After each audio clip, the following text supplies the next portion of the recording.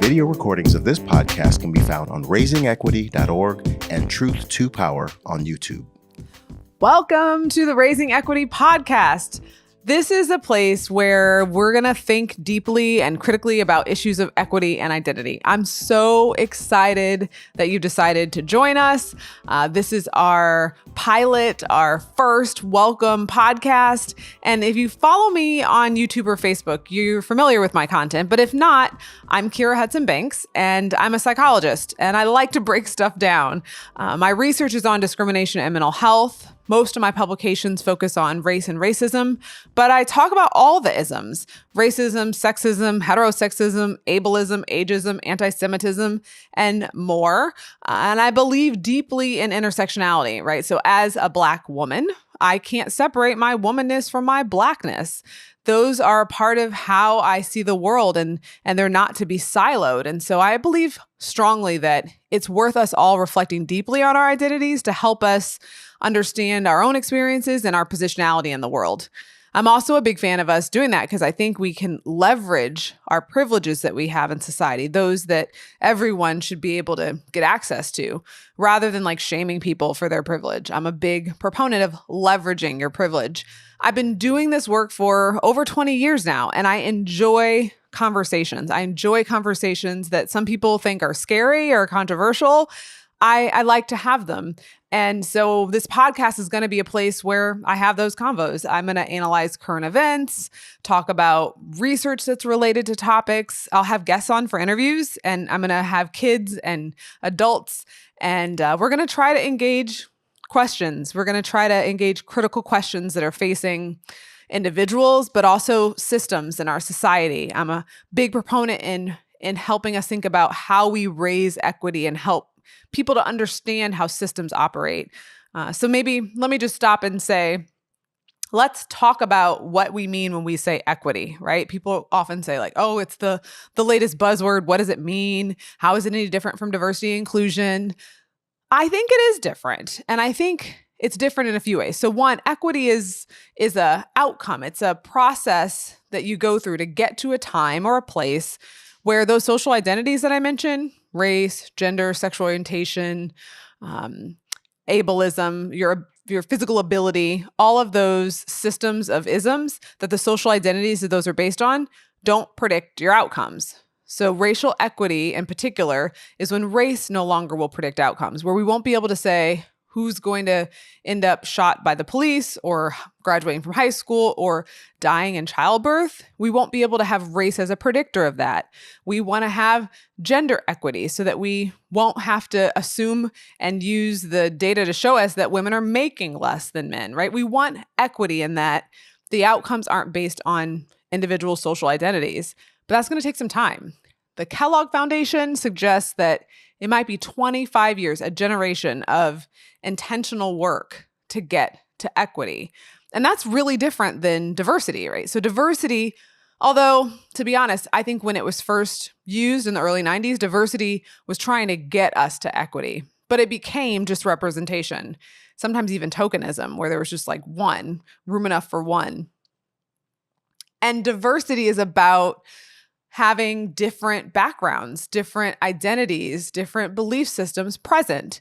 And that in and of itself doesn't get us to the outcomes piece, right? Well, some people would say, well, that's where inclusion came along.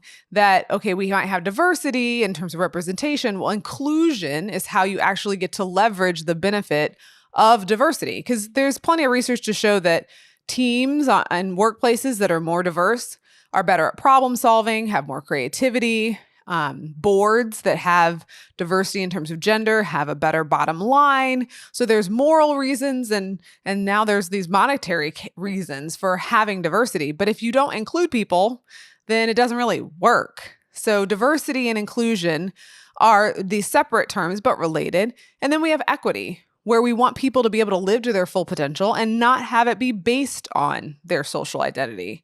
So I think it's important there to just be clear. I'm saying I want us to raise equity because I want us to think about our policies, our procedures, our norms, our ways of interacting that can contribute to getting to the place where identity doesn't predict outcomes, that people get to be the full self, their full selves, fully who they are, and that their identity isn't predictive of where they're going to end up. And we want that to be random, right? We want the outcomes to be random in terms of who ends up graduating or not, CEO of a company or not. We don't want that to be predictive and predicted by social identities. So when I say raising, yeah, I do a lot of focusing on what it means to be an adult in the life of a child and raise them to have an equity mindset, to help them understand what that means. But I'm still being raised, that as an adult, I'm still being cultivated. And so when I say raising equity, I mean broadly, how do we cultivate an equity mindset? And I think that means how we have an awareness. So that's like, how are we even aware that these things are operating? So not denying that they exist, because some people deny they exist. For example, racism. They'll say, oh, well, the way to get around that is to be colorblind. And that's not the way to fix racism. And there's plenty of research that says being colorblind actually can increase our biases and the perception of bias. It doesn't fix it.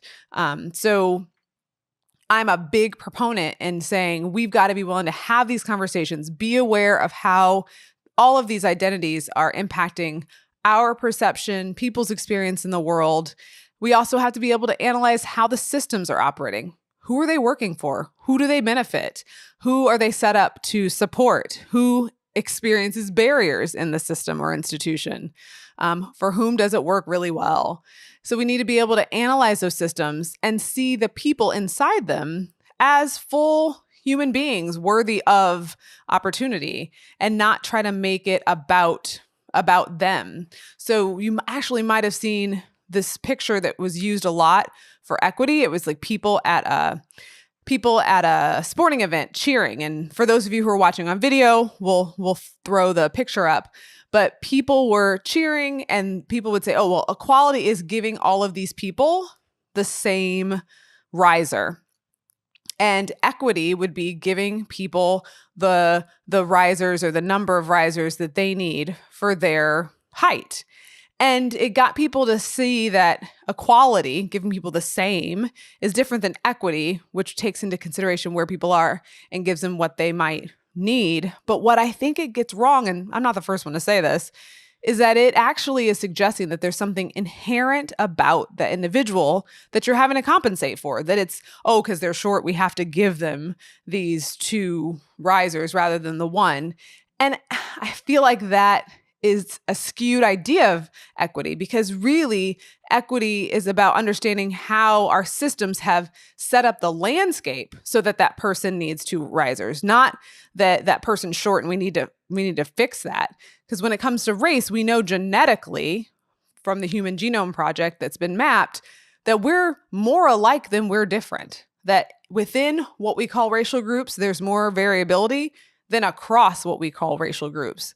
So raising equity means seeing how systems are operating and taking, whether it's gender or sexual orientation or race, these social identities, and creating different experiences for individuals. Not that there's something about those individuals that is inherently deficient. I hope that helps people understand like the distinction between seeing equity as helping someone who's deficient versus seeing how the system has created barriers and opportunity and access. So part of raising equity is helping people see that distinction and see people in their full humanity, but understand how systems might have kept people from living to their full potential.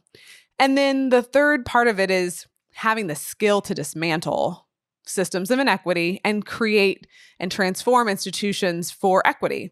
Tall order. I know that's a big thing, but we've got to think about how we get those skills, that we don't just jump to doing it. We have to have awareness, we have to have the ability to analyze, and then we have to have the skills. And that's something that we're less practiced in. There isn't a place in our country where they've transformed massive institutions for equity. And if you've got that magic pill, you'll be a millionaire. But there are a lot of cities that are trying to figure it out, a lot of institutions that are engaged in deep work. And part of what we want to do on this podcast is talk to those folks, hear what's working, what isn't. I have some thoughts around how we raise equity with kids in particular. I think too often we wait too long to talk to them about the ills of society as if they aren't ready, like protecting them. I can't tell you how many college age people I have come into my classroom. I've been teaching for 16 years now, and they are aghast. They don't know about systemic oppression. They just assume that, so-and-so didn't want to get a job, or so-and-so just wasn't good enough. They don't understand how we have systematically set up policies and laws and norms that create some of the inequities and disparities that we see.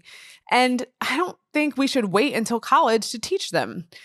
We teach them all sorts of things early on. We would never expect for them to jump into a calculus class without their foundational mathematics. And so why would we dump on them all the social ills in college and assume that they're then ready to go out in the world and live in that and tackle it? And let's be clear, there's research shows that kids are picking up on our ways of isms as early as preschool. So they're already learning and making sense of these ideas. Why not engage them in the conversation? Why not engage them in the analysis? And why not have them start practicing the skills? So all that to say, that's what I hope to reflect on in this podcast. Those ideas and related concepts, current events that are related to those ideas. And if you all have thoughts or suggestions, please do share them with me, whether on my Facebook page, YouTube, Twitter, or Instagram. But I want this to be a place where we think critically. Honestly, I feel like I've been called into multinational companies and asked the question, how do we talk about issues of race in the workplace? We're seeing we need to. How do we do it?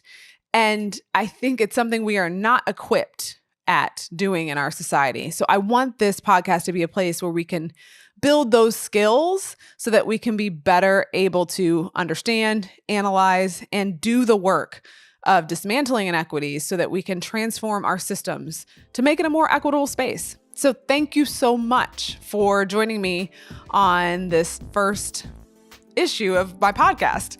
You can probably hear the excitement in my voice. I'm really excited to get it started. Thanks for listening. I hope you come back and hear the conversations that we're engaged in and that you share your thoughts as we explore issues of equity and identity. So thanks for joining me in Raising Equity.